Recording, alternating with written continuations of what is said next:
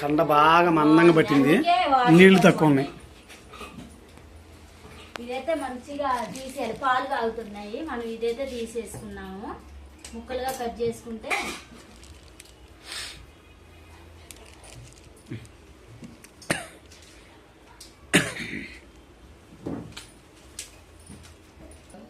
పాలు అయితే మంచిగా ఎసరొచ్చి కాగినాయండి.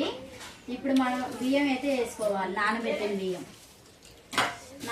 ఎప్పుడైనా నానబెట్టి వండుకుంటే మంచిగా ఉడికిద్దండి, అప్పటికప్పుడు చేసుకోవద్దు.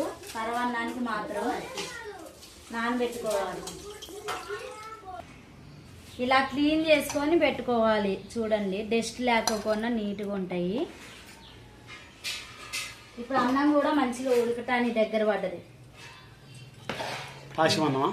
ఇంకో ఇంకొంచెం ఉడకాలి, దగ్గర పడ్డది. మా అమ్మ చికెన్ తీసుకొచ్చిన బిర్యానీకి చికెన్ కడుగుతూ ఉంది.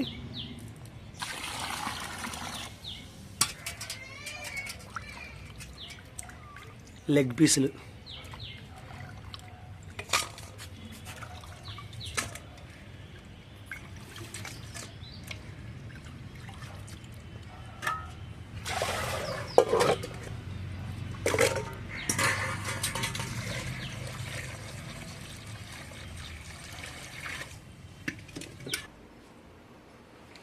చికెన్లోకండి అల్లం పేస్ట్ వేస్తున్నాను, పెరుగు, కారం 2 స్పూన్లు కారం, ధనియాల పొడి. ధనియాలు అంటే అన్ని మసాలాలు వేసాను దీంట్లో.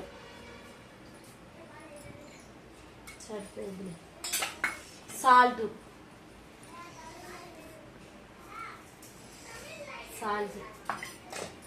వేసుకొని కలవ తిప్పుకోవాలి.